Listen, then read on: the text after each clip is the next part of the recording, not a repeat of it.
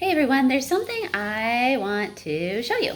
So I posted a couple days ago a news article. It was a press conference from New York about the governor's request based on statistical estimates of how many people are going to be impacted by COVID. And the estimate that New York would need something like 30,000 ventilators. Mechanical ventilators, vents, like the one Malachi uses. And pretty much, I guess they were denied, it was said in the article.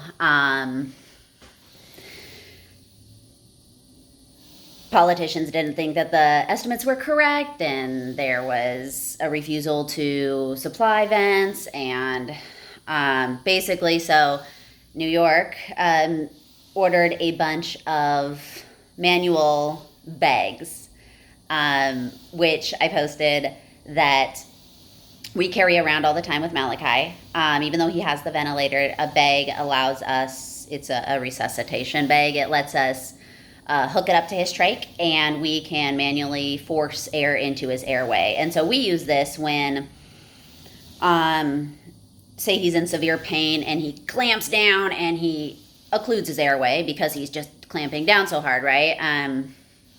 We unhook him from his ventilator, or we remove his passing mirror if he's not on his vent, and we hook up this bag directly to his trach, and we squeeze air into his lungs. We force air in.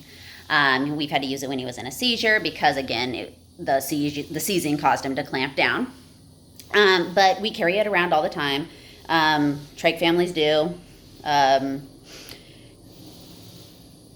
So what happened was, in the absence of ventilators being sent to New York, so an adequate amount of ventilators based on predictions of how many people are going to be needing to be intubated, which I never say that right, and I know all my medical friends can laugh at me, intubated.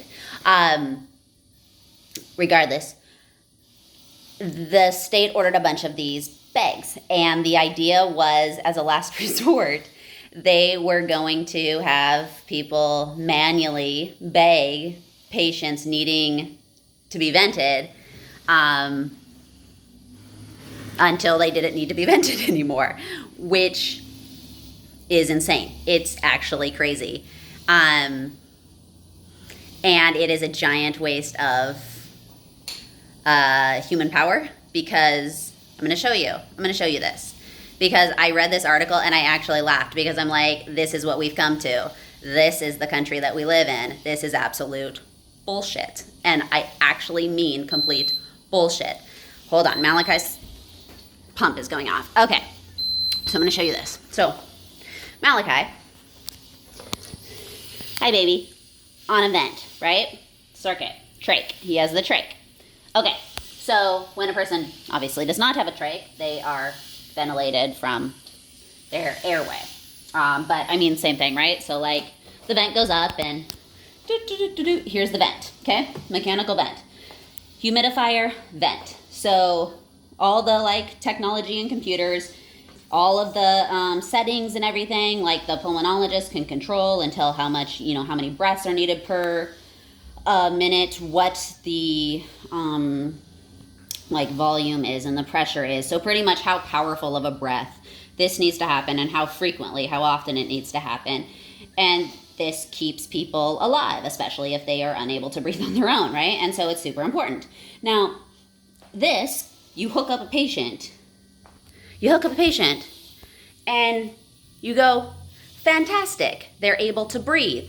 And as a medical professional, you can say, okay, I'm going to walk right over here and I'm going to get their meds ready, or, I'm going to do whatever I need to do, or chart, or request new supplies, or, go about your job. Because of this machine, that machine, that's what allows those medical people to be able to do the rest of their job. So, now this is a bag. Now, this is an infant bag, so, there's different sizes, obviously, based on the patients. This is an infant one, but same idea. So this little thing can hook up to oxygen, that green piece, hook up to an oxygen tank or whatever, right? And in order to provide ventilation, you push. Ignore my fingernails. I haven't repainted them and it really bothers me. But anyways, push, push, push, right? As you vent them. And as you're doing this, because this is, there's no computer, there's no technology, for him, because he has a trach, we'd hook it up right here to his trach. But otherwise there's like a mask, and you would mask the patient, right? Or you would hook it up to, whatever they have, and you would sit here over them at bedside, and you would push, and push, and push, and push. It is completely powered by people. You cannot leave the bedside, like, ever. So long as they need ventilation. You have to stand by the bedside 24 hours a day and give them the amount of breaths they need per minute. Think about that. Each patient that would need ventilating would have to have a whole team of people that are trained to use those. And it's not hard to train, but it actually requires people that working in you'd have to work in shifts, right? And those are people that are just dedicated to a single patient. And while you're doing that, you have to watch the numbers, their vitals, and make sure that they're getting enough breaths per minute and that their oxygen levels are staying up, which means that you also can't go and fill meds. You can't chart. You can't do any of that. So then you have to have other people that are doing all that because you can't leave the bedside because you are literally breathing for that patient. So I just want to say that that is a crazy idea. It is so inefficient. It's not very effective. It's downright scary. But if we don't have enough ventilators for people, if our government can't provide enough ventilators for people, if we can't manufacture these, and if we have these tit-for-tat petty crap games being played between our national government, not wanting to provide support to our states and to our localities and to our individual hospitals, that's what it comes down to. Either you have a team of professionals standing by the bedside of each patient, begging them 24 hours a day, or that patient dies because they need a mechanical ventilator. All of it needs to be resolved. It needs to not be petty. It needs to not be absolutely ridiculous because the lives of people are at stake. This is a life and death issue. So, absolutely, if that's a last-ditch effort to save people's lives because there's not enough supplies, obviously you do it. And you make do, and you bring in people off the street that know how to beg a patient. But come on. We can do better. We can do so much better.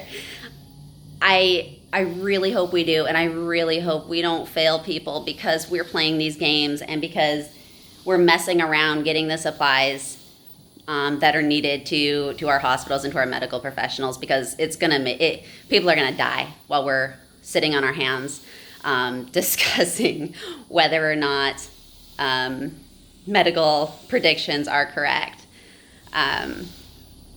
So yeah, I wanted to show that because I read that article a couple days ago and I have not been able to stop thinking about